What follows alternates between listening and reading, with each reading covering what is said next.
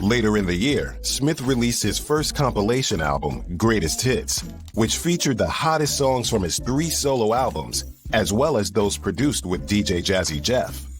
Rap music, I think rap music, I'm excited now. Rap music, we had a small dark ages there for a minute, but I think that the audience is now really prepared to deal with, like when, the Fugees came and there was more enlightened rap music and getting back to the original essence of hip hop that was fun and having a good time and partying. 2003 saw Smith return for Bad Boys 2, a sequel to the 1995 film. The film follows detectives Burnett and Lowry investigating the flow of ecstasy into Miami.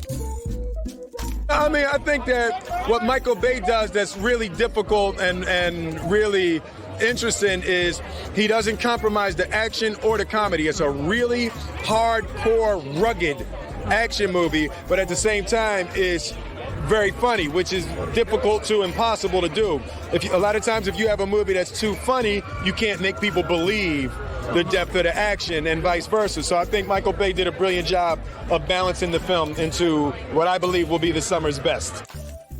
In the following year, he starred in the animated film Shark Tale and the science fiction film I, Robot. Both films were box office successes despite mixed reviews. Will Smith's next album, Lost and Found, was released in 2005, peaking at number 6 on the Billboard Hot 200. The lead single, Switch, reached the top 10 of both the Billboard Hot 100 and the UK singles charts.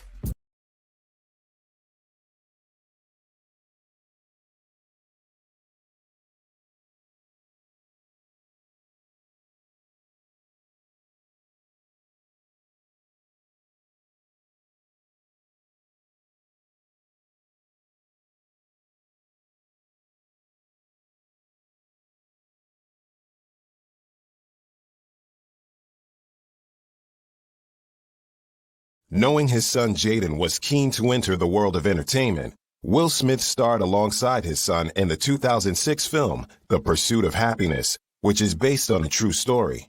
I'm playing Chris Gardner, and he owns one of the biggest black-owned stock brokerage firms in America. And 25 years ago, he was homeless. And the film shows his deterioration to homeless and then his rise to his little piece of the American dream.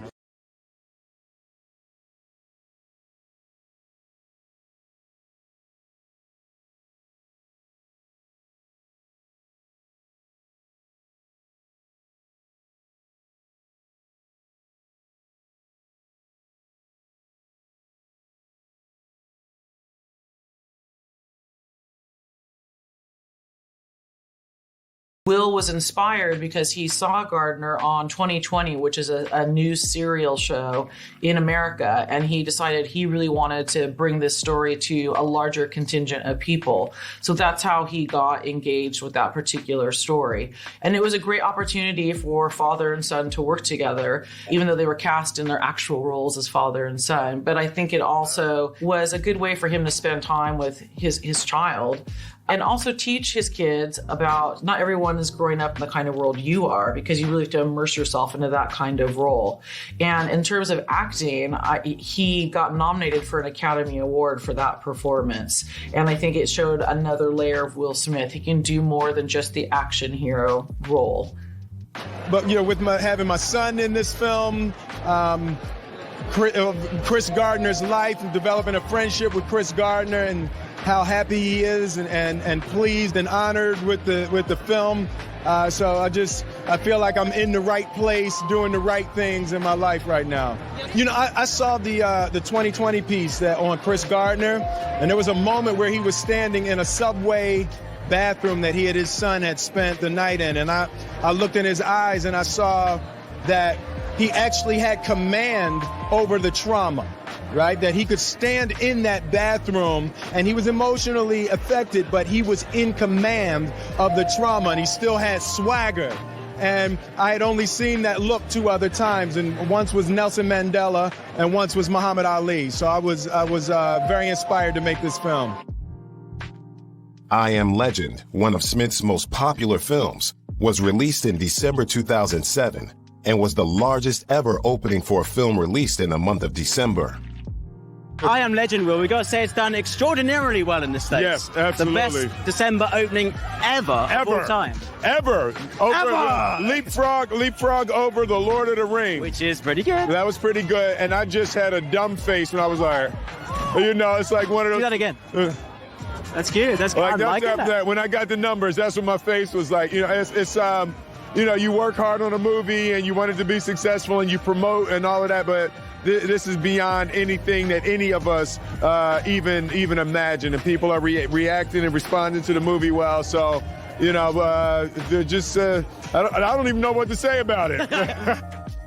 I personally love 2007's I Am Legend, which is a remake of The Last Man on Earth.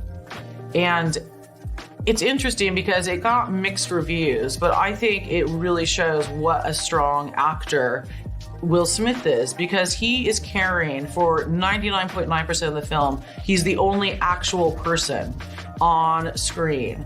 And you have to think about this different special effects that are using. He probably was talking to a green screen or acting against air.